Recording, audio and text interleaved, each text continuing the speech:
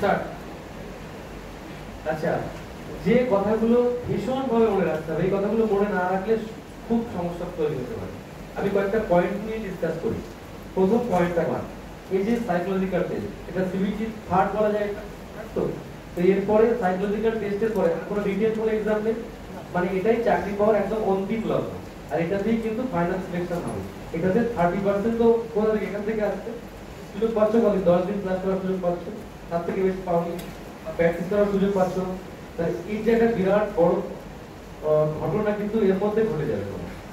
আর নাম্বারের ডিফারেন্স এখান থেকে ঘটে। তো আমি এই প্রশ্নটি বিশেষ করে মনে রাখতে হবে যারা সাইকোলজিক্যাল তোমরা দিতে যাবে। কারণ সাইকোলজিক্যাল দিতে যাওয়া মানে কি, প্রত্যেকে নিজে নিজের একজন মনোবৈজ্ঞানিক, এটাকে ভেবে নেবে। আর একটা কথা বলবো, একটা একদম সত্যি কথা, যেটা হচ্ছে যে প্রেশার নিয়ে সাইকোলজিক্যাল দিতে যাবে সে কিন্তু সাইকোলজিক্যাল যে কোনো ধরনের ফেল করছে। সাইকোলজিক্যালি কখনো মনে করবি না যে আমি 95 নম্বর পেতে যাবো। তুই এক সামগ্রিক ভাবে নিজের একদম মন মাইন্ড ফ্রেশ করে যাবি, দেখবি তুই ভালো মার্কস পেয়ে যাবি। যদি কখন কারণ প্রেশার পেতে একটু আওয়াজটা ক্লিয়ার আসছে না, সাবলীলতা বজিয়ে রাখবি। আর এটা আলোচনা করার পর আরো একটা কথা আমি পরে আলোচনা করবো। আগে প্রথমে আমি একদম ডিপ টু দা পয়েন্টে চলে যাই। প্রথম কি মাথায় রাখতে হবে, প্রথম মাথায় রাখতে হবে ভেরি সিরিয়াসলি স্যার এত কিছু করিয়েছেন, যে এত রকম সাইকোলজিক্যাল টেস্ট করানো হয়েছে, এত কিছু করিয়েছে, সব বুঝেছো ব্যাপারগুলো, সব আইডিয়া হয়েছে, আজকে এত বছর ধরে 15-20 বছর ধরে করাচ্ছি, ঠিক আছে। তো এইগুলো শুধু এটা না, এনটিপিসিরও করাচ্ছি আমরা, এনটিপিসির এক্সাম হয়েও গেল একটা অনলাইনে, ঠিক আছে। তো সব মিলিয়ে যে ব্যাপারটা দাঁড়াচ্ছে, একদম যে ব্যাপারটা দাঁড়াচ্ছে হচ্ছে কিন্তু এই ফোনটা তো অফ রাখতে বলা নেই আর কি। আচ্ছা, তো যেটা বলা হচ্ছে যে কোনো মুহূর্তে কিন্তু চেঞ্জেস আসতে পারে। তো গতবার এনটিপিসি করানোর সময় কোনো চেঞ্জেস আসেনি, তাতে আমাদের কোনো সমস্যা হয়নি। কিন্তু দেখো, প্রথম হেডিংটা আমি কি লিখে রেখেছি, নিউ। নিউ কেন? নিউ হচ্ছে আমি প্রথম কার উপর জোর দিচ্ছি, নিউ এর উপর জোর দিচ্ছি। কেন নিউ এর উপর জোর দিচ্ছি? কারণ এটা হচ্ছে যদি যা তুমি করে যাচ্ছ এখান থেকে বাই চান্স যদি এর মধ্যে থেকে কোনো একটা আইটেম না আসে, তখন তোমার মাথা খারাপ হয়ে যাবে। আমি বলবো সাইকোলজিস্ট, তুমি যখন একজন সাইকোলজি দিতে যাবে তখন মাথা খারাপ করা মানে তুমি ফেলটাকে ডেকে নিও। ইতিপূর্বে তোমাদের রেকর্ড আছে, তোমরা দেখেছো হয়তো, যে লোকোপাইলটের হিডেন কিউব এসেছিল আগের যে এক্সামগুলো। তো সেখানেও তো বহু মানুষ পাস করে চাকরি করছে, আমাদের এখান থেকে বহু মানুষ 6 জেনে চাকরি করছে, তারপরে সেখানেও কোনো অসুবিধা হয়নি। নতুন যখন আসে শুধু নিয়মগুলো একটু পড়ে নেবে, রুলস গুলো পড়ে নেবে, দেখবে আর যদি সিস্টেম নিয়ে কি আরো অসুবিধা আছে, তোমরা শুধু নিয়মগুলো দেখে নেবে কি করতে হবে, আর তারপরে দেবে তো প্র্যাকটিস দেবে। আর তুমি একা টেনশন কেন করবে? তোমাকে তুমি 5 নম্বর 40, 30%, 40%, 50% অনেস্টলি তুমি যা পারবে তাই করে আসবে, দেখবে তাদের তোমার পাস হয়ে যাবে। কেন বলছি? কারণ সেবার আরো নাম্বার কম রাখতে হবে তাদেরকে, না হলে তারা কি করবে? তাহলে সব ফেল করে যাবে। আর আমি তো ফেল করানোর জন্য এক্সাম নিচ্ছে না, পাস করানোর জন্য নিচ্ছে, এটা মাথায় রেখো। সেই জন্য ডিফেন্স করার মেন্টালিটি যেন তোমার মধ্যে অবশ্যই থাকে। যদি এটা না থাকে তাহলে ভাববে তুমি ব্যাক গিয়ারে থাকছো, তোমার দ্বারা সাইকোলজিক্যাল হবে না। ডিফেন্সিভ একটা মানসিকতা তোমার মধ্যে কিন্তু রাখতে হবে। আর প্রেজেন্স মাইন্ডটা খুব স্ট্রং রাখতে হবে, যে নতুন কিছু এসেছে তার কি হয়েছে, সবারই তো নতুন না, তোমার একা নতুন। আর এবার সব থেকে বড় সুবিধা যে একই দিনে এক্সাম হওয়ার সম্ভব, মানে কোশ্চেন আউটের কোনো ব্যাপার নেই, জানার কোনো সম্ভাবনা। আগের আমলে কি হতো, যা এক্সাম হতো আজকে 1 মাস ধরে সেই এক্সামই হবে। এবার প্রথমে যা প্র্যাকটিস করবে, করতে করতে কি সেই এক্সামগুলো প্র্যাকটিস করতে থাকছে ব্যাপার, আজকের দিনে কিন্তু তা না। তাহলে অসুবিধা হলে সবারই হবে, কোশ্চেন কঠিন হলে নাম্বার সবারই বেড়েছে, এরকম ব্যাপার আর কি। যদি অনেক বিতর্ক আছে, ওইসব বিতর্কে যেতে চাই না আমি। তো এবার আমি যেটা বলতে চাইছি যে এই নিউ আসলে নিউটাকে ডিফেন্স করার মেন্টালিটি তোমার মধ্যে কাজ করবে তো। যদি যখন মনে করো আমি নতুন কিছু চলে এলো, তখন স্যারকে গালাগালি দেবে, গালাগালি দেওয়ার দরকার থাকলে বাইরে এসে দিও, কিন্তু ওখানে থেকে তুমি ফেল করে যাবে। ওকে, আসতেই পারে নতুন কিছু, এটা মাথার জন্য মাথার মধ্যে রেখে দেবে। নেক্সট আমি যাবো 50%, টার্গেট 50%, টার্গেট 50%। এটা টার্গেট 50% যদি রাখতে পারো, তারপরে আমার একটা ডিসকাশন আছে, তাহলে কি উপকারে লাগবে তোমাকে আমি করে দেবো। টার্গেট 50% রাখবে। 50% রাখা মানে তুমি পাস করে যাবো, 42% দরকার, তার থেকে কম বেশি মানে অন্যরা কিরকম এক্সাম দিচ্ছে তারপরে তোমার পাস করে নিতে পারছো, ঠিক আছে। তো মোটামুটি 50% কে টার্গেট করে এগুলো তুমি পাস করে যাবে, 50% করে পাস করে মাথায় রাখো। তাহলে সাইকোলজিক্যাল প্রথম তোমার পাসের দরকার, তারপরে তো র্যাঙ্ক বা পরের কথা, আগে পাসই করতে পারে না, কোনো একটা ব্যাটারিতে গহন হয়ে গেলে স্টেডিয়ামে চলে গেলে তুমি একদম, তো সেক্ষেত্রে তোমার তো কোনো লাভ থাকলো না। সেই জন্য আমি বলছি প্রথমে 5 নম্বর টার্গেট ফিক্স করতে, তাই আমার কথা মনে থাকবে না? এবার প্র্যাকটিস, প্র্যাকটিস এটাকে আমি পরে আমি ডিসকাশন করবো, 3 নম্বর পয়েন্টটাকে পরে ডিসকাস, আমাকে মনে পড়বে, এটাকে আমি এখন করছি না। পরের 4 নম্বর খুব ইম্পর্টেন্ট পয়েন্টটাকে আমি বলছি, কেন বলছি 4 নম্বর পয়েন্ট ইম্পর্টেন্ট, কারণ 4 নম্বর পয়েন্টের মধ্যে হিডেন আছে অনেক কথা, আমার হিডেন আছে 4 নম্বর পয়েন্ট। কি হিডেন আছে দেখো, লেখা আছে কি দেখো, speed with accuracy then target, speed with accuracy then target. হ্যাঁ, তোমরা প্রথমে গিয়ে টার্গেট যে 96 কোশ্চেন আমি করে ফেলবো এটা, বা আমি 50 কোশ্চেন করে ফেলবো, এটা টার্গেট নিয়ে হলে যাবে না, বাড়িতেও প্র্যাকটিস করবে না টার্গেট নিয়ে। টার্গেটের মন্ত্র আমার কাছে, আমার ব্যক্তিগত মত অনুযায়ী টার্গেটের মন্ত্র হচ্ছে প্রথমে অ্যাকুরেসি রেট, নেগেটিভ মার্কস নেই, বাট অ্যাকুরেসি রেটটা দরকার। অ্যাকুরেসি রেটের সাথে স্পিড বাড়াতে হবে, সেটার সাথে টার্গেট। তার মানে আমার টার্গেট রয়েছে, অ্যাকুরেসিকে নিয়ে গতি বাড়াতে হবে, বাড়িয়ে টার্গেট ফিল আপ করতে হবে। কথাটা মাথায় রাখবে, এটা প্র্যাকটিসও করবে, এটা এক্সাম হলে গিয়ে ওটা করবে। এটা নিয়ে কোনো সমস্যা আছে কারণ? নেক্সট, পরের পয়েন্ট সাউন্ড, এটাকে আমি আর এখানে ডিসকাস করব না। ইন কেস এটা কোথাও যদি আমি সাউন্ডের ব্যাপারটা বুঝে গেছে তো? ক্লিয়ার? এটা নিয়ে আমি কোনো কথা বলতে চাইছি না। এভরিবডি একদম ওকে তো সাউন্ড ব্যাপারটা? চলো এটা ইডিয়েট থাক, কি আছে? আচ্ছা, তারপরে self confidence, right? What is self confidence? তুমি পরীক্ষা দিতে গেছো, এই সবাই বুঝে গেছে সাউন্ড রাখতে বলেছি।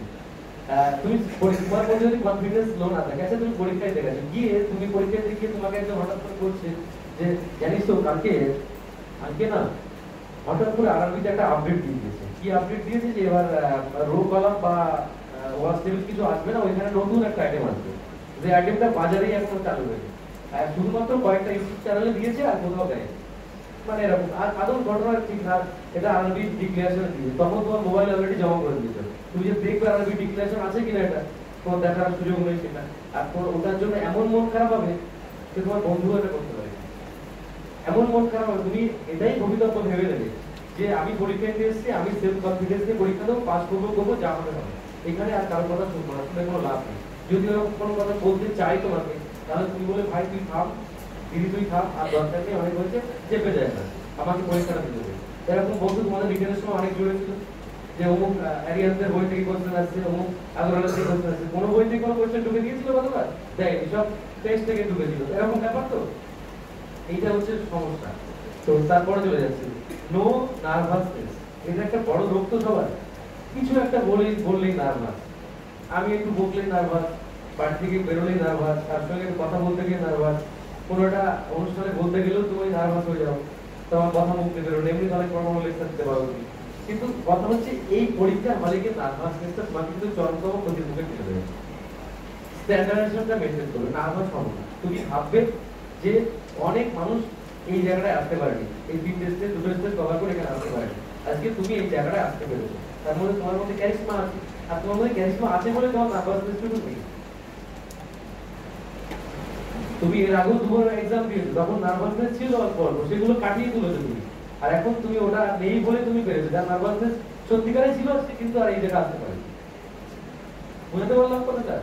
তারপরে তুমি নার্ভাসনেস ফ্রি, একদম তোমার মধ্যে নার্ভাসনেস নেই, থাকলে তুমি আগেই গন হয়ে যেতে, আগেই ফেল হয়ে যেতে। তুমি নার্ভাসনেস তোমার মধ্যে নেই, এই সাহসটুকু বুকের মধ্যে রাখো তুমি, যে আমি আমার মধ্যে নার্ভাসনেসটা নেই, সত্যিকারই নার্ভাসনেসটা নেই আমার মধ্যে, থাকলে আমি দুটো পরীক্ষা পাস করতে পারতাম না। এবার তুমি যেটুকু নার্ভাসনেস করবে সেগুলো তোমার তৈরি করা, বলো না ম্যানমেড, এটা তোমার ম্যানমেড মানে তোমার ওন মেড বলা যায় এটা, ঠিক আছে? তুমি নিজে এটা তৈরি করছো নার্ভাসনেস, অকারণে তৈরি করবে। ওকে, তারপরে পয়েন্টে চলে আসবো, কনসেন্ট্রেট ইউরসেলফ। আরে তোমার প্রতি যদি তুমি নজর না দাও, তুমি অন্যের প্রতি নজর দাও। সাইকোলজিক্যাল ব্যাচে আমি অনেক সময় বলে থাকি যে যখন পরীক্ষা দিতে যাওয়ার সময় মেয়েদেরকে বলি তোমরা সেজে বুঝে যাবে না, মেয়েদেরকে সেজে বুঝে গেলে দেখা গেল যে গার্ড দিচ্ছে সে বলবে আমার ছেলের বিয়ে তার সঙ্গে যদি হয়, বা আমার ভাগ্নের বিয়ে আমার মামাতো ভাইয়ের দিকে, ইভেন তারও হতে পারে, তো সেক্ষেত্রে তার দিকে একটু তাকালো, এগুলো হয়, এগুলো হয়েছে, এগুলো অনেক আপনাদেরকে নিয়ে আলোচনাও করেছে, এগুলো মেয়েরা একদম সেজে বুঝে যাওয়া দরকার নেই, মেয়েরা একদম নর্মাল যাবে, সাজগোজের জিনিসপত্র নিতে হয়, নিয়ে যাবে ওয়াশরুমে গিয়ে ঠিক করে দেবে, সেজে বুঝে আসবে পরে, ঠিক একদম নর্মাল যাবে। বুঝতে পারলাম ব্যাপারটা? আর ছেলেদেরও বলছি, মানে তোমাদেরও তো মানে বেশি বাহুবলী হয়ে যাওয়ার দরকার নেই, তোমরা তোমাদের মতো করে শিখবে, ঠিক আছে? এটা নর্মাল ভাবে যাওয়া উচিত, কেননা এটাকে এফেক্ট করতে হয়, কারণ তোমার কনসেপ্ট মারফতি না দিয়ে অন্য রকম তুই কিরকম রাজ্যে সেজে বুঝে এরকম ওইসব কনসেন্ট্রেশন না, মানে তুমি পরীক্ষার জন্য নিজের প্রতি ভাব ধারণা নাও, অন্য কিরকম সেজে এসছে দেখে এসে ওটা তোমার দেখার দরকার নেই। আর হচ্ছে আর এখানে একটা কথা, কনসেন্ট্রেশন রিহার্সাল করে আসল মানেটা করি, আসল মানে তোমার পাশে একজন এক্সাম দিচ্ছে, তুমি এক্সাম দিচ্ছে, তোমার ডান দিকে এক্সাম দেওয়া, সে দেখি মাঝে মাঝে এক্সাম দিয়ে সময় এটা পরে তোদের সময় পরে কিন্তু আমরা সময় করতে পারি তখন যদি ভাবি মনে হয় হয়ে গেছে মনে হয় তাহলে আসে কি করে লাইফ মানে 2 মিনিটের মধ্যে বড় রকম দেখতে হবে, এগুলো তো বারণ করা এগুলো করা যাবে না। তো প্রবলেম হচ্ছে তখন ওরকম তুই যখন মানে মনে বেটা হয়ে গেছে মানে তাহলে এরকম তখন তুই যখন ভাই তোর হয়ে গেছে কি তখন হয়ে যাবে প্রেশার চিন্তা করছে সেরকম একটা ডায়লগ দিল, ওইসব দরকার নেই, ও জিজ্ঞেস করলো কিছু বলার দরকার নেই, তুই কে কি করলো দরকার নেই, এই সবের জন্য কিন্তু পাস ফেল হয়ে যায় পরীক্ষা করা। ও কে কে মনে কর যে 96 কোশ্চেন 2 মিনিটেও করা যাবে, ওরকম ভাবে ভুল হয়ে করা যাবে, সে যদি সব ভুল করে তাহলে সে কি করাবে, সে যদি 96 হয়ে তোর তখন ওর 96 হয়ে গিয়ে বসে আছে, তার 2 মিনিটের মাথায় 96 হয়ে গেছে বা 3 মিনিটে 96 হয়ে গেছে, আর তোর 3 মিনিটের সময় দেখা গেল 70 তে আসতে পারছিস, তখন 8 মিনিট হাতে আছে, তখন তোর অবস্থা খারাপ হয়ে যাবে। সুতরাং কারোর প্রতি কোনো কনফিডেন্স তুই দিবি না, আর তুই কনসেন্ট্রেশন নিজের দিকে, আমি কতটা ফেল করলে তোর সাথে কেউ কোনদিন যায়নি আর যাবো তুই পাস কর, যাতে এরকম হয়। আচ্ছা এই ওভার প্র্যাকটিসের ব্যাপারটা আমি রাখলাম কেন, ওভার প্র্যাকটিস এই আজকের দিনে দাঁড়িয়ে খুব একটা ইম্পর্টেন্ট ব্যাপার, কেননা হ্যাঁ প্র্যাকটিস সব মিলিয়ে মিশিয়ে করো, আজকের দিনে টাইম যেহেতু কম আছে প্র্যাকটিসটা বেশি করতে হবে। আমি এইটা লিখেছিলাম কারণ এক সাইকোলজিক্যাল করছে তাদের জন্য আমি এটা লিখেছিলাম যে ভাই কম প্র্যাকটিস করো, বেশি করলে অসুবিধা হবে, কিন্তু আজকের দিনে দাঁড়িয়ে এটা আমি ইনভ্যালিড করে দিচ্ছি তোমাদের কাছে, কারণ এখন প্র্যাকটিস করতেই হবে। আর তোমাদের একটা কথা বলেছিলাম, পাহাড়ের সব থেকে উপরে কি থাকে, পাহাড় চূড়ো থাকে না, সাইকোলজিক্যালে সেই পাস করতে পারবে আর সেই হচ্ছে বেটার মার্কস পাবে পাহাড় চূড়ে যখন উঠতে পারবে, মানে প্র্যাকটিসের চূড়োতে যখন উঠতে পারবে। তো এই যে সাইকোলজিক্যাল প্যাটার্ন কিছু তো নেই এর মধ্যে আলটিমেটলি, এটা যদি মানে 10 দিন প্র্যাকটিস করা হয়, 5 দিন প্র্যাকটিস করা, 7 দিন প্র্যাকটিস করলে দেখবে একটা ভালো জায়গায় চলে যাবে। কিন্তু যদি 2 মাস ধরে কেউ প্র্যাকটিস করে তাহলে তার চূড়োতে যাবে একবার, সে গিয়ে আবার সে ডাউন হতে যাবে, ডাউনের অবস্থায় যদি কি হয় তাহলে বুঝতে পারছিস এরকম উদাহরণ জীবনের ক্ষেত্রে অনেক সময় ঘটতে পারে। তো সেই ক্ষেত্রে তুই অবশ্যই মাথায় রাখবি চূড়োতে যখন যেতে পারবি, মানে তোর এখন আজ যা 7-8 দিন যা টাইম আছে তুই চূড়োতে পৌঁছানোর জন্য এই টাইমটুকু পুরোটাই কাজে লাগবে, তার মানে তোর সাইকোলজিক্যালটা ভালো হবেই একদম নিশ্চিত। এটা এটা একটা এটা সায়েন্স বলছে, আমার আমার আমার এতকালের এক্সপিরিয়েন্স এটা আমার বলছে, ঠিক আছে? এই জন্য তুই একদম নির্ভেজাল ভাবে জেনে যা তুই ঠিক সময়ই এক্সামটা তোর, ওকে ঘাবড়ানোর কোনো কারণ নেই।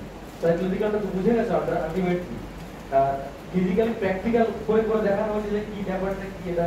নেক্সট এবার নিউ টেস্ট আইটেম বা ব্যাটারি, এটা নিয়ে আমি প্রথমে আলোচনা করে দিয়েছি একবার, আজকে দিনের জন্য এটা প্রথমে রাখলাম, আলোচনা করে দিয়েছি। তো তাহলে আমাদের এই যে আলোচনা বিষয়গুলো এগুলো সম্পর্কে একটু বলুন,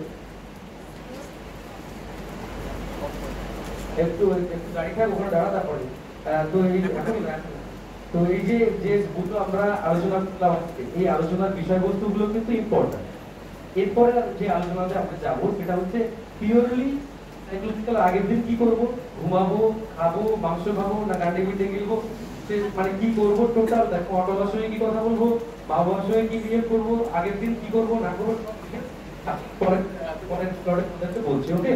তো এইটা ঠিক একদম ক্লিয়ার হয়ে যাচ্ছে যেটা বললাম একদম ব্যাপারটা। 2 নম্বর কি ছিল বলো, ওই প্র্যাকটিসটার কথা যেটা বলছিলাম, প্র্যাকটিসটা কখনো কখনো ক্ষতি করে। কি ক্ষতি করে দেখো, আমি তোমাকে বলছিলাম না তুমি 6 প্র্যাকটিস করছিস, ঠিক আছে? 6 প্রচুর প্র্যাকটিস করে করে বাড়িতে গেছিস, 9 প্র্যাকটিস করেছিস, তোমরা 6 প্রচুর প্র্যাকটিস করে ওখানে গিয়ে পড়লো 6ই পড়েছে বা 9ই পড়েছে। এবার তোর বাড়িতে অভ্যাস হয়ে যেটা 6 করছিস না 6ই করেছিস কদিন ধরে বা 9 করেছিস, করার পর ওখানে দেখা গেল কোনো কারণে 5 দিয়ে দিল, নিয়ম দেখে তুই 5 দিয়ে শুরু করবি 5 থেকে, কিন্তু তোর মনের একটা অবচেতন মনে কিন্তু আবার কখন 6 এ ঢুকে যাবে, তুই ঠিক পারছিস না, কারণ এত প্র্যাকটিস করেছিস যেখানে এত প্র্যাকটিস করেছিস 6 এর এত জীবনে আসছে। তো সেই জন্য ওখানে কিন্তু প্রবলেমটা আসবে। তো এইরকম যেন মরণমুখী কারণ প্রবলেম না হয়, এটা কিন্তু কেউ বাঁচতে পারবে না তোর লাইফকে। তাহলে সবসময় কিরকম ভাবে নিজেকে আপডেট করে রাখতে হবে যে প্র্যাকটিস করবো, বেশিও করবো, বাট কিরকম করবো, আমি কিরকম বুঝে যে কি কোশ্চেন আসবে তখন দেখে নেবো, মাঝখানে মাঝখানে ভেবে নেবো যে কি করছি এটা, কখনোই ভাববি না যে যদি আমি ফাইন্ড নাইন নিয়ে বসে আছি, এরকম যেন না হয়। ওভার প্র্যাকটিস এরকম কিছু করতে হয়। তো আমি যে ওভার প্র্যাকটিসটা আর করার সুযোগ নেই, কদিন যা আছে না ওভার প্র্যাকটিস আর হবে না বেশি, এখন যাবে লিমিট থেকে 16-17 আইটেম সব মোটামুটি করতে গেলে অনেক টাইম লেগে যাবে। আর একটা কথা বলি, বাড়িতে বেশি করে অনলাইন এক্সাম দেওয়ার কোনো মানে নেই কিন্তু, কারণ যখন অনলাইন দেবে দেখবি মুষ্টিমেয় সেট তার মধ্যে থাকবে বেশি বেশি, সব সেট সেখানে থাকবে না, কিন্তু আমি বুঝতে পারছি 17 আইটেমই কি বা 16 আইটেমই সব থাকবে, কিন্তু কিছু কিছু সেট তৈরি করে তারা দেখবি 5টা আইটেমই একমাত্র 5টা আইটেম বারবার দিয়ে গেছে। তো বারবার 5টা আইটেম প্র্যাকটিস করার পরে সবগুলো প্র্যাকটিস করো, ওখানে গিয়ে আর 2, 4, 5টা 10টা সেট দাও, ঠিক আছে, ঠিক আছে, ওকে।